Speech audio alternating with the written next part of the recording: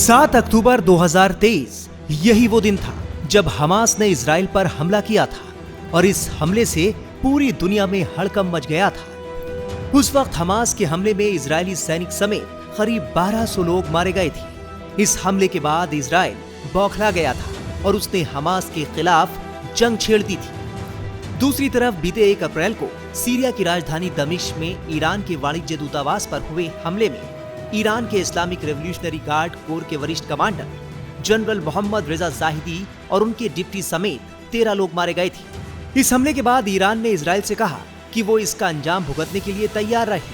अमेरिकी अखबार wall street journal ने दावा किया था कि ईरान अगले 24 से 48 घंटे के बीच इजराइल पर हमला कर सकता है। इस हिसाब से ये डेडलाइन नजदीक आ चुकी है।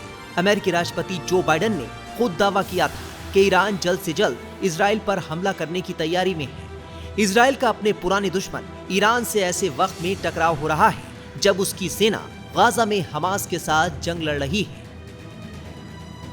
जब बाइडेन से पूछा गया कि इजराइल पर ईरान का हमला कब तक होगा, तो उन्होंने कहा था कि मैं इसकी तफसील से जानकारी में नहीं जाना चाहता, लेकिन उम्मीद है कि जल्द से जल्द ईरान इजराइल पर हमला करेगा। बता दें कि इजराइल की ओर से सीरिया की राजधानी दमिश्क में ईरानी दूतावास पर हवाई हमले के बाद तेहरान ने बदला लेने की कसम खाई थी। दूसरी तरफ अमेरिका खुलकर इजराइल के समर्थन में उतर आया है।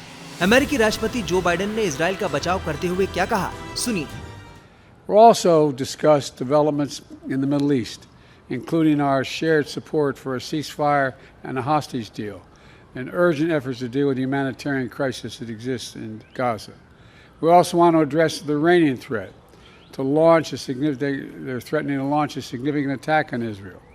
As I told Prime Minister Netanyahu, our commitment to Israel's security against these threats from Iran and its proxies is ironclad. Let me say it again, ironclad. We're going to do all we can to protect Israel's security. वहीं Israel से बदला लेने की तैयारी कर रहे Iran ने America को चेतावनी दी है कि वो इजराइल और उनके मसले के बीच न आए। ईरानी राष्ट्रपति के deputy chief of staff Mohammad Jamshidi ने अमेरिका से कहा था कि वो इजरायली पीएम बेंजामिन नेतन्याहू के जाल में ना फंसे। अगर आप चाहते हैं कि हमले में आपका नुकसान ना हो तो मामले से दूर रहें। अब पूरी दुनिया की नजरें इस बात पर टिकी हैं कि ईरान क्या करने वाला है।